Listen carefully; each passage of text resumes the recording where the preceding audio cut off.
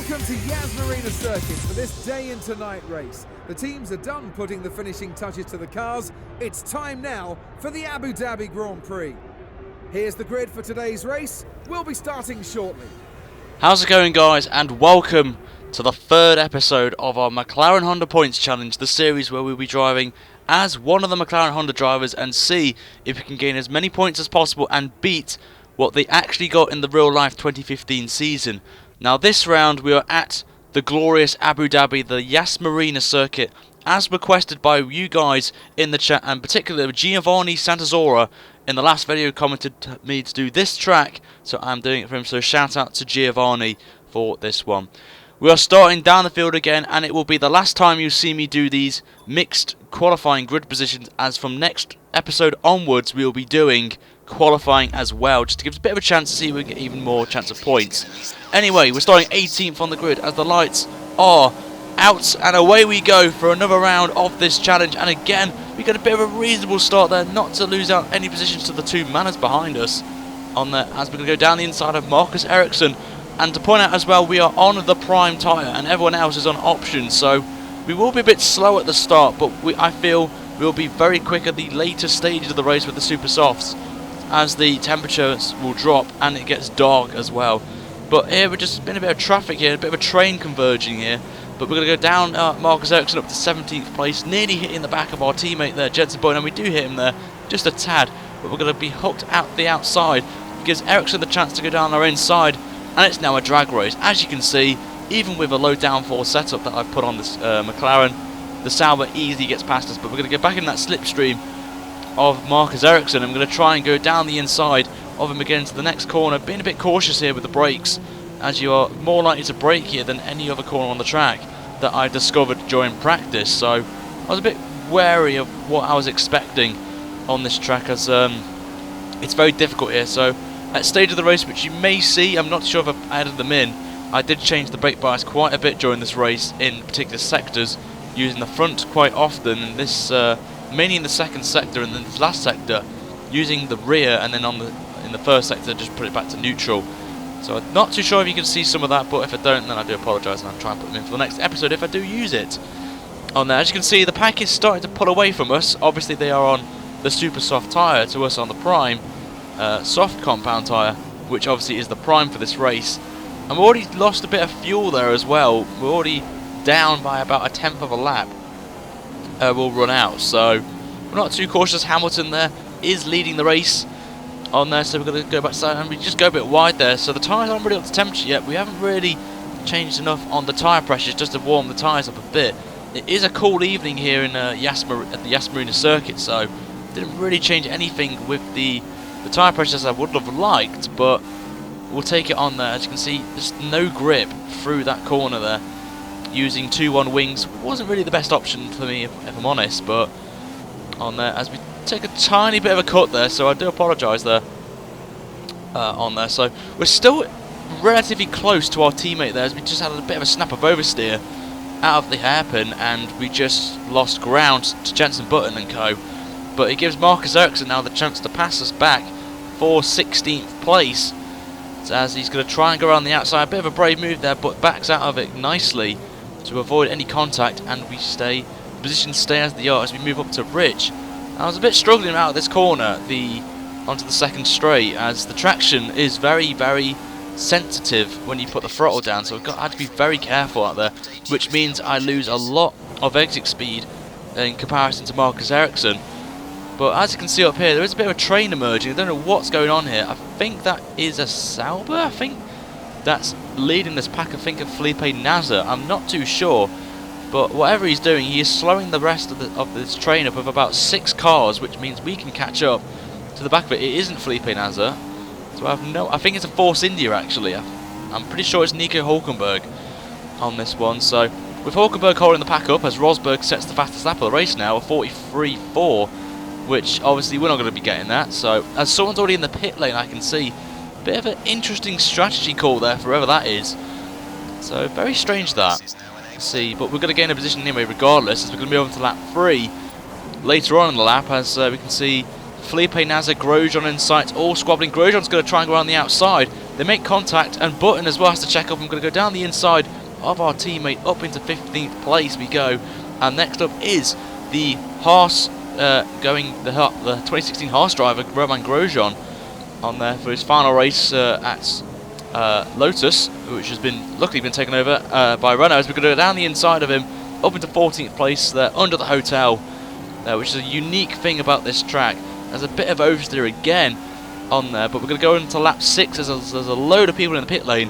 But obviously with us on the primes, we're going to just stay out a bit and see how long these tyres can last. But we've got to keep an eye out for the super soft runners and see how long they can go on their tyres, which would be quite helpful for me once we get to our pit stop. Maybe pit a lap early. As you can see, we just broke too late for the corner and just went wide out of turn 1. So I need to be very careful from now on during this race. You can see we already used half a lap. We're going to run out in half a lap basically on the last lap, so need to start saving some fuel as well. As Felipe Nasr, also on those super soft compound tyres, will be struggling now as the tyres are not at their optimal best. So that gave me a bit of hope here to try and gain some time on these and jump them in the pit lane once we make our pit stop. And Jensen Button as well, got to mention, is still with us, so that's quite nice to see him being there behind us. So I think a couple of cars in front of us have not pitted yet, so we may jump some people here potentially. We have to wait and see once we make our pit stop here. So trying to save as much fuel as possible, staying in standard, and maybe try to do some short shifts if I can. But just going over the rev limiter there, so I'm burning a tad bit of fuel that I did not want to do. But as you can see, Sainz there making a move on Felipe Nasr, which looks like could be a good scrap side by side through that corner. That's some good driving from both AI cars there. But that will mean that we have gained time on both of them, and maybe we could make a move maybe before they pit. But we've got to stay behind them, because I had a suspicion that these will be pitting this lap or the next lap, which will be a bit ambitious to pull 8 laps on a set of super soft compound tyres in this race. So we have to wait and see, as there's a couple more people in the pit lane.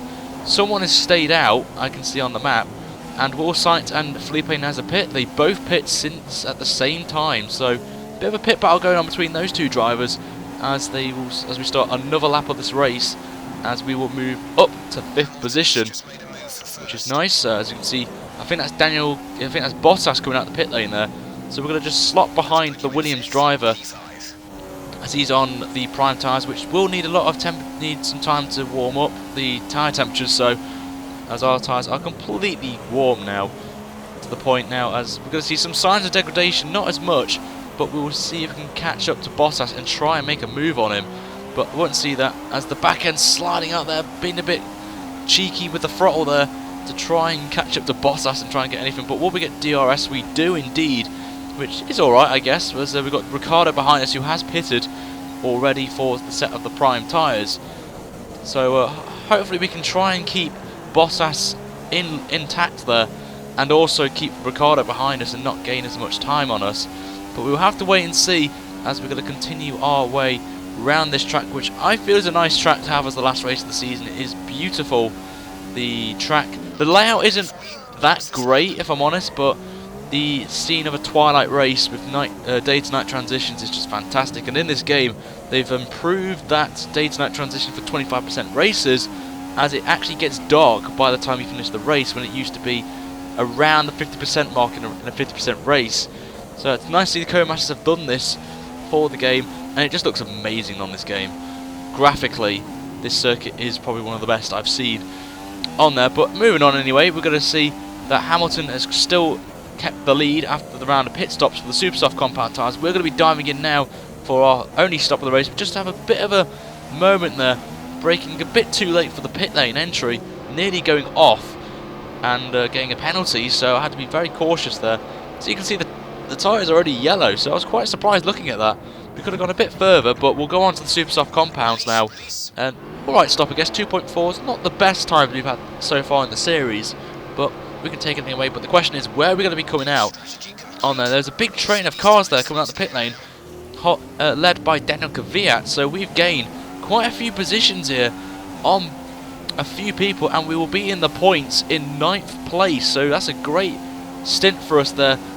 Once the guys pitted, we had to push as hard as possible, and we did, and we only just get it out ahead of Daniel Kvyat. So in that Red Bull, and Nico Hulkenberg in front of us on the primes as well. So even with the disadvantage of the Honda engine, we have a chance of gaining points finally after 2 failed attempts in the last 2 rounds at Austria and Silverstone. So not going to count our chickens yet, we've got plenty of time to go on there. I'm still struggling with fuel, so I have to stay and lean for a bit as we move on to lap 10. And as you can see, we just get the DRS on Nico Hulkenberg, which is a massive boost for us, so we can stay and lean, save even more fuel, and not lose as much speed on the straights as we would have liked, so we can gain time and maintain the gap to Nico Hulkenberg during this stage, whilst his tyres are slowly degrading, as he was one of the few that pitted really early at the start of the race, which was kind of scratching my head thinking why the AI would do that. But hey ho, as it is getting a bit darker now, which is, as I said, it's very good to see from Co-Masters bringing this in, because normally 50% races on previous games, that's when you see the darkness come. So it's good that they finally made it a bit darker at this stage of the race, which is on lap 10. On there, but we're going to move on to the next lap, lap 11, and as you can see, we've closed the gap even more on Hulkenberg, as we were particularly strong in the last sector on there. So I was feeling a bit confident here that we could try and get 8th place on there. Got a nice gap to Daniel Kvyat behind us. It's a nice relative gap, probably going to guess it's about 3-4 seconds now. But just getting held up here by Nico Hulkenberg a bit slow through the hairpin there. Maybe he's preserving some tyres. His exit speed, sorry, to save some rear tyre degradation. As again we get the DRS, so we're going to be not using as much fuel as we would have liked, as we're going to try and make that assault on Hulkenberg for the last few laps. So we're just going to ride in this middle sector and save some more fuel as we deploy ERS as well. As you probably won't see it in the game, obviously, as it's automatically built into the game. So you can see the gap still around under a second, 7/10 of a second the gap. Hulkenberg just making a slight mistake there, so we are right on the back of him now, as the gap behind is increased because Max Verstappen's made a move on Daniel Kvyat, so he's up to 10th. But on to the next lap, as we can see, we've still got DRS on Hulkenberg, but as you can see, really pushing the car, just missing 200 miles an hour on there. But you can see the gap is now 0.2 of a second to Nico Hulkenberg. As you can see, there was just a bit of a twitch. They had to make a late gas move to get out of that, to avoid any contact, so we had to take evasive action and go off at that corner. But as you can see, lost a bit of time there, but not too much, as they had a bit of a cheeky corner cut there as well on that. So struggling under the hotel in this part of the lap. I was really struggling just to get grip. As you can see, the back end sliding out there, but we managed to keep it intact as we still hold on to Hulkenberg at this point of the race. Don't have to worry about behind, because Verstappen and Kvyat are still battling, but we can see now we're very close now to Hulkenberg. Thinking of a move there, but we thought might as well stay behind him. But we're going to try and go on the outside of him to the next corner. Bit of contact made there as Hulkenberg gets back through. So we had a bit of a chance there to get the move done with 2 laps to go of this Abu Dhabi Grand Prix. It looks for certain we are going to get a points in our McLaren challenge. So we're going to be off the mark after 3 rounds. So it's always a good point. But I'll probably jinxed us there, as Kvyat has gained time on us already from battling with Hulkenberg in the first sector. It's now 3 seconds now to him, as he got past Max Verstappen as well in the process of his move. And as you can see now, we're just going to go up to 200 miles an hour again, easily hitting 215 as we go down the inside of Nico Hulkenberg, down his inside up to 8th place, giving a bit of room on the outside just to make sure it's a clean move, and it is done. Finally we get past Nico Hulkenberg and we move up to 8th place, but we have to hold on for it because he's got DRS now. He's going to come down our inside. Very aggressive late move there to his inside, but we're going to try and counter that. Bit of late braking there and down the inside and back to 8th place we go. Give him some room as well if he wants to try and make back the move, and he's up. We're now up to 8th place, so Perez is up the road, so I wouldn't really think we could gain all that time in the last lap and a half, but we are on to the last lap of the race. Hulkenberg is still with us. We've got plenty of fuel as well, as Lewis Hamilton wins the Abu Dhabi Grand Prix, as it's now utter darkness now on the track, which is just great, seeing graphically how good the game is on a graphics side of things. on there, but Hulkenberg is still with us, so if we make a mistake then he has the chance to gain back the 8th place from us. But in this last sector, as I've said throughout this video, we are particularly stronger, as we're going to take it nice and smooth now. The tyres felt okay as well, which was kind of surprised.